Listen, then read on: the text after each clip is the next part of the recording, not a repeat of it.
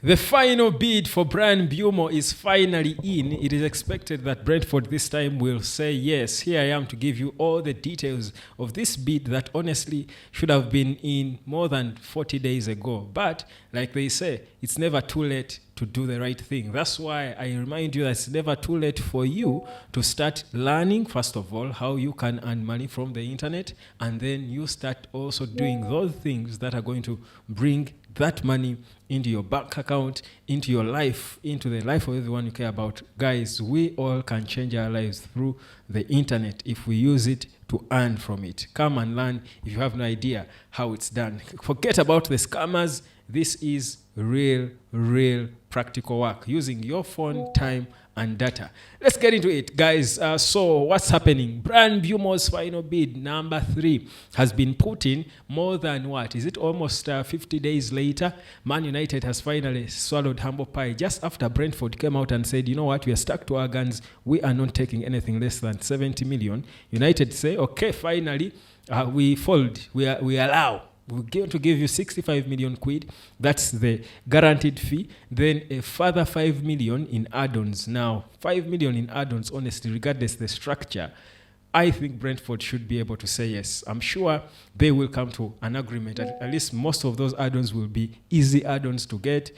But whatever it is, I think for me, this is a significant progress of a deal that has to many been, has told for a day too many, and people are honestly tired of it. Now, so what does this mean? It means, of course, now that, like I told you, Mbeumo returned to training this week, and you expected him to push from within. In fact, David Onsen has confirmed that Mbeumo himself has been pushing from within because he desperately wants to join Man United, and on time, as agreed with the club, with their personal terms. And the target for Man United is to have Mbeumo in by Tuesday as we fly over for our pre-season tour of the US. So certainly, it's going to be a quicker process, I think, between now and the response from Brentford, which I don't think is going to take a lot of time, and Man United, of course, the medical. I mean, they just need the green light now. That's Mbeumo and his team. They just need the green light to go fly over to Manchester or wherever, conduct the medical, and then they start now working around, where he's home, where will he stay, blah blah blah.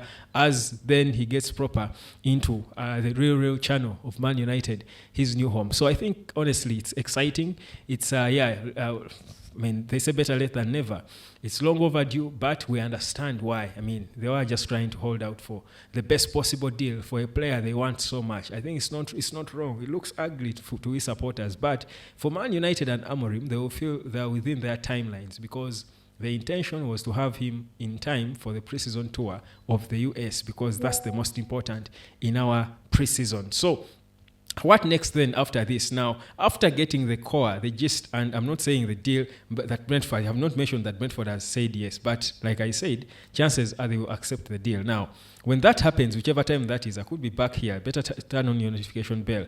When they confirm it, I'll be back instantly with the breaking news confirming that it's now done and dusted 100% as you wait for his unveiling. Now, when that is done, the core of Amorim and his system and what he wants in the team has been these 2 number 10s. Now, when he seals them, locks them in, what next? Then it becomes so easy for him to tick all the other boxes, which bring in a striker, a goalkeeper, a midfielder, if any, a defender if they want to add on one, or even elevate a player from the academy, whatever. It now becomes easy because you've got your core, the core of your system, your core of your foundation you've got. And that's exactly what I think Amorim will be feeling, and should be exciting, at least now to see a bit of progress. 2 players so far, in terms of senior players. Remember, in certain positions already, like the wing-back position already, they signed Dogu. They're not planning to get anyone ahead of him. So at least a few signings made in areas they deemed important, expedited, and now they wait on which sales they can make so that they add on more players one after the other. The key thing now, I believe, to sort for Man United, if Mbeumo is done, at whichever time he's done or when he's done, is the goalkeeping department. There is still no clarity on what the plan is because United, as it is, you would say safely, has no number 1, and that's illegal. There's no way we'll go to that tour of the US without a number 1. That will be illegal, modern day criminal. So what are they going to do? Are they now going to after Mbeumo, now knowing there is good progress, the bid is in? Are they going to quickly go and seal a deal for whichever goalkeeper they have been eyeing? Have they been able to get the funds? Can they negotiate a loan deal with Aston Villa? Villa are interested as well in Garnacho and a few other players, perhaps at United. Can they negotiate a loan deal for Emi Martinez? What then are they planning now in their locker? We are waiting to see it, but at least one key deal now is nearly there. God, it's almost, but not quite. Brentford are stubborn. They have proved it's just a proper expectation now that all will be good. So that's where we are with Man United. I won't talk more about all the other deals. I know this is the deal you all been waiting for. You all been hoping to see progress in. People don't understand why Mbeumo has been an important player. Do you know, by the way, that Mbeumo, Cunha, and Bruno are all very good penalty takers? Do you realize what we're bringing into this team? That's depth in all areas of the team. Even in taking penalties, you've got options. Bruno at times will feel nervous or tired and say, you know what, Mbeumo, go take it. And comfortably, we'll be sure he will execute. Same with Cunha. At some point, they'll probably be arguing for these penalties. So there is depth in every facet of the game. When you get Mbeumo added to Cunha, with Bruno behind him, you've got Ahmad. There is a team. There is a team we can work with, guys. Don't you look at our neighbors or our enemies or frenemies and think United is so far off. Yes, we are so far off in terms of players we bring in.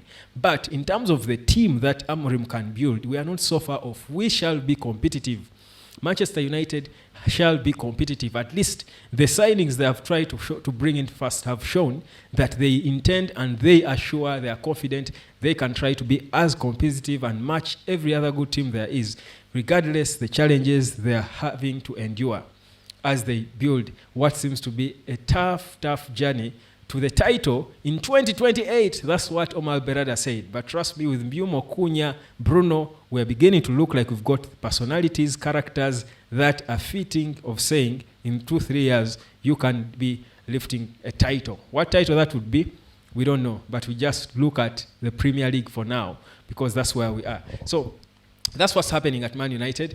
Let me know what you think. Are you impressed? Are you happy? And then what, in your view, should be the next important signing United focuses on? For me personally, I said now a goalkeeper. Before I was saying a midfielder, but now you can't have a midfielder before you have a goalkeeper. Now for me, I think it should be a goalkeeper. Emi Martinez, I'll still stick with him. We know all the options, the John Victors and what have you, but Emi Martinez for me is the guy. Let me know what you think in the comment section. My name is Webb. Like, share, subscribe. United is on.